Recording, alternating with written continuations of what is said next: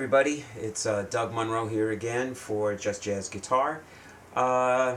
This issue is celebrating the 100th anniversary of the birth of Django Reinhardt.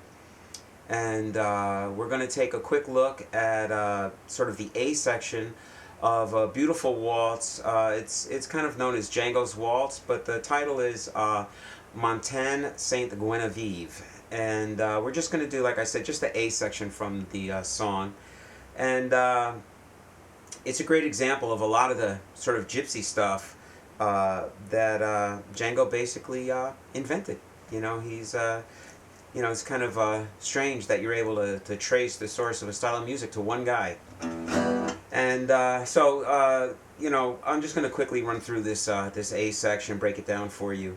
Of course, it starts with 3 chords. That's the intro. And you'll notice that a lot of times in the gypsy music, when they play minor chords, they play a minor 6 chord.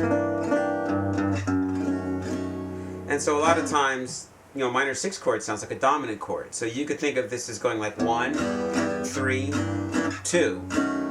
But really, it kind of sounds like 1, 6 chord dominant, 5 chord. So it's kind of slick. And the gypsy jazz guys do a ton of stuff with the minor 6 chord. And then the beginning of the song, the melody is a huge arpeggio, sort of an E minor arpeggio, and again displays a lot of gypsy stuff. And then I'll take it up to the root E.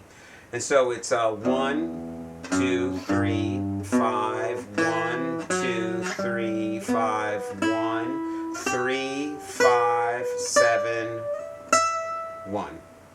And it's a nice little 3-octave arpeggio that has, it's like a minor 9 chord, I guess. But it doesn't hit the minor 9 every time, I don't think. It hits it here, there, but not here. Right? Yep. Okay. And so that's a, you know, it's just a pretty cool arpeggio, and it has the little gypsy flair. So then the second part of the A section, it goes to an A minor chord. There. Okay, then it goes to the 5 chord, and it plays this this riff.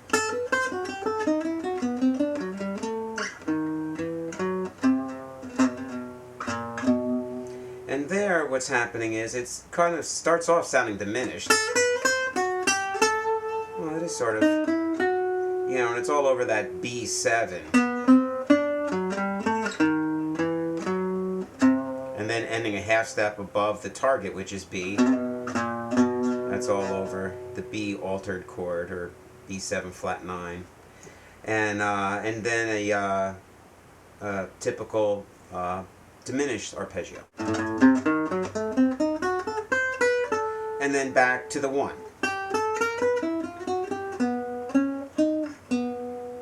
Okay? And, you know, sounding the 5. You know, the leading tone. And then back to the same thing again. And now the E minor becomes E7 to A minor. And you can see there's an A minor arpeggio with a gypsy embellishment. Okay, then we stay on the A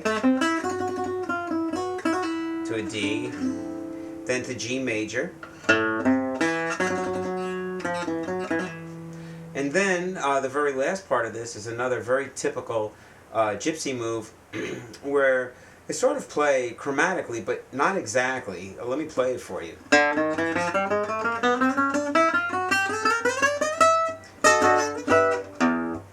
And so what's happening here is starting on the D string, it's going up chromatically from D to F, then chromatically up from G to B flat. Then it actually does move from B flat to B because of the string difference of just a third.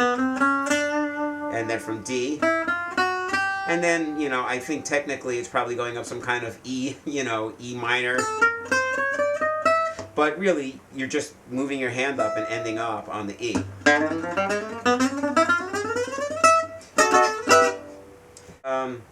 There's lots of different variations that the Gypsies use for the chromatic. Sometimes they do purely chromatic. But in this instance, they don't. And it has a lot to do with, it gets a nice altered feel over the B because you have a lot of these, you know, notes which are foreign to a typical B chord, and it sounds cool. You know, I'm not sure that, you know, how much technical thought goes behind it other than it sounds pleasing to the ear. So there you have a quick little rundown of the A section of Django's Waltz. And you know, you can see I did it with a metronome. You should practice with your metronome and get that down. The Gypsy style has a whole lot to do with the right hand and, you know, the picking attack, and there's tons of great videos by authentic Gypsy jazz guys all over the place on YouTube, and also you could buy DVDs and stuff and check out, really get into, you know, how they do their stuff. But I thought in honor of Django's 100th birthday, that I'd lay a little bit of that style on you. So until next time, stay well, God bless you, and keep playing. All right.